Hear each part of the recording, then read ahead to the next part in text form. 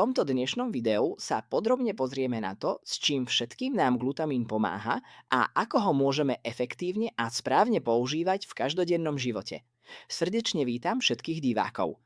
Glutamín je jednou z najhojnejšie sa vyskytujúcich aminokyselín v ľudskom tele, najmä v svalovom a kostnom tkanive ho nájdeme naozaj veľa. V umelých prípravkoch sa nachádza vo forme L-glutamínu, pričom táto zlúčenina má v ľudskom tele rovnaký účinok ako prírodzený glutamín.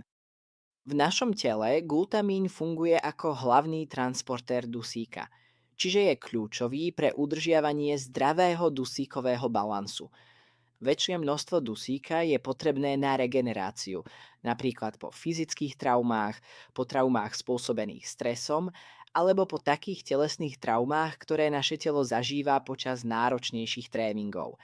Takže ak sme dlhodobo vystavení zvýšenému fyzickému alebo psychickému stresu, zvyšuje sa potreba glutamínu v našom tele.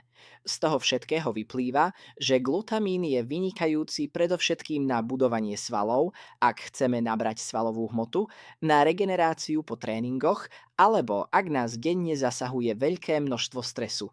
Existuje však ešte jedna oblasť, na ktorú je tiež veľmi dobre využiteľný, a tá sa týka oveľa väčšieho počtu ľudí. Syndróm priepustného čreva. Syndróm priepustného čreva je v podstate primárnou príčinou autoimunitných ochorení. Ide o problém, keď malé dierky v črevnej stene, ktoré majú prepúšťať živiny do zvyšku nášho tela, sa postupne zväčšia, sú oveľa väčšie, než by mali byť, a tak z čreva unikajú aj také látky, ktoré by tam za normálnych okolností nemali byť. Patogény a nežiaduce bielkoviny. Logotamín je možno najdôležitejšia zlúčenina, ktorú musíme pravidelne dopĺňať pre správne fungovanie tráviaceho systému, pri problémoch s tráviacim traktom alebo pri autoimunitných ochoreniach. Zo všetkých našich každodenných jedál najviac glutamínu nájdeme vo vývare z mäsa alebo kostí, takže ak nechceme užívať syntetický glutamínový prášok, riešením je každodenná konzumácia mäsového vývaru. Ak používame glutamínový prášok, odporúča sa užívať 2 až 5 gramov na dávku, 2 až 3 krát denne. Ak chceme glutamín doplňať vývarom, denne by sme mali vypiť 3 až 4 väčšie poháre mäsového vývaru. Glutamín sa okrem toho nachádza aj v kolagéne, takže ho môžeme veľmi dobre doplniť aj kolagénovým práškom.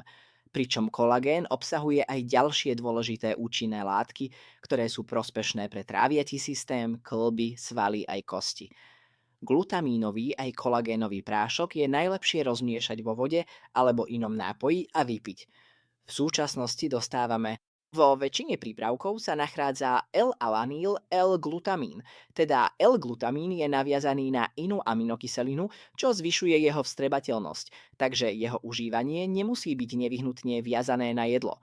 Bežné jedlá však môžu zlepšiť jeho využitie, preto ak chceme dosiahnuť maximálny efekt, je vhodné ho vypiť pred alebo po jedle. Ak cvičíme a našim cieľom je budovanie svalov, užívajme ho po tréningu. Popohý sa L-glutanín. Doplňať L-glutamín aj vo vyššom veku. Nie len vtedy, keď máme tráviace ťažkosti. Ale ako vieme, vo vyššom veku je už prítomná aj strata svalovej hmoty, teda na udržanie svalov. L-glutamín má dobrý vplyv aj na žalúdočné vredy. Urýchľuje regeneráciu rán v žalúdku. Takže užívanie L-glutamínového prášku, kolagénového prášku alebo pitie vývaru pri žalúdočných vredoch je dobrý nápad.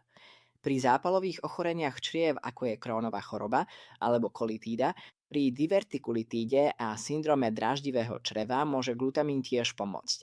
Glutamín zohráva úlohu vo fungovaní neurotransmiterov, preto sa odporúča jeho doplňanie aj pri úzkosti, depresii, závislosti od alkoholu, epilepsii, bipolárnych poruchách a pri procesoch úbytku mozgu.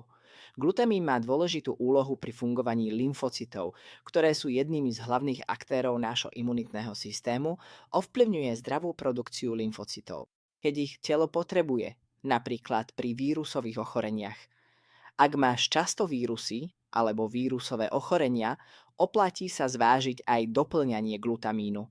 Je tiež dôležité spomenúť, že nádorové bunky sa dokážu živiť glutamínom, takže pri onkologických ochoreniach nie je vhodné ho užívať.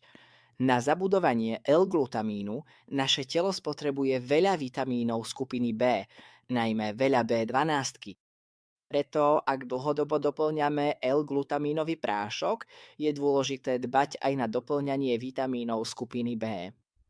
Z rastlinných potravín sa väčšie množstvo L-glutamínu nachádza v spiruline, kelu a špargli. Ak chceš, aby sa o glutamíne dozvedeli aj ďalší, klikni na tlačidlo Páči sa mi to pod videom, pretože takto ho YouTube ponúkne aj iným na pozretie. Prajem ti veľa zdravia, vidíme sa v ďalšom videu, dovtedy nech je zdravie s tebou.